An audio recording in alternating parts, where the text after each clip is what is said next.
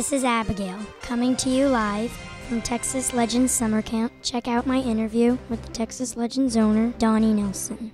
Back when you were a kid, what was your favorite summer activity? Oh man, I was big into baseball when I was first growing up, so I spent a lot of time in baseball, and then about junior high I started switching over to basketball. It was tons of sports, and then mixed in a little with hanging out with the family and grandma and eating lots. What was your favorite thing about the first day back to school? Man, I just remember first day back to school was an opportunity to make new friends.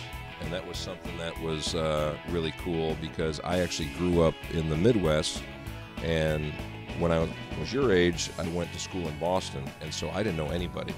So it was a chance for me to get to know a different part of the world and a different part of the United States, get to know different people, and I really enjoyed that, getting the diversity of different relationships and friendships and seeing where really our country was born, Boston, Massachusetts, where the shot heard around the world was. First thing back to school. I'm not sure about that. It's been so long ago, but I suspect that it was probably being able to see some of the friends I hadn't seen during the summer much, and maybe seeing if there were any new pretty girls that moved in. What was the cool thing to wear? Oh man, back then it was bell bottoms. You know, it was plaid and bell bottoms. I don't think that would go over real well in your day and age. Well, we wore white bucks. You don't even know what those are, but they were some white shoes that were pretty cool back then. Nobody wears them anymore. My grandpa told me stories about how basketball players were short shorts back in the day. How short were your shorts, Don? Mine were John Stockton short. I mean, really, I think bun huggers is what we're what we're calling them these days. So that was before the Chris Webber Phi Slamma Jamma, where they started wearing them past their knees. Oh, just short. I don't know. But I looked pretty cute, I can tell you that. When you were in school, what did you want to grow up to? Initially, I was thinking about military, actually. I was kind of a war buff, and I really liked that, and actually got a scholarship to the Air Force Academy. Shortly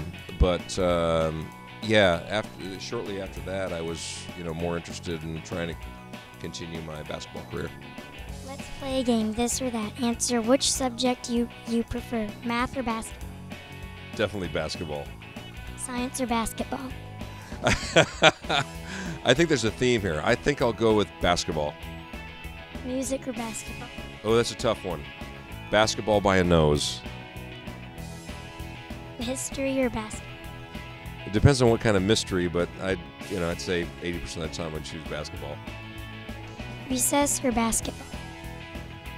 Now it's getting harder. Actually, recess was a part of basketball for me. That's all I did for every recess. So it's kind of the same animal, but basketball.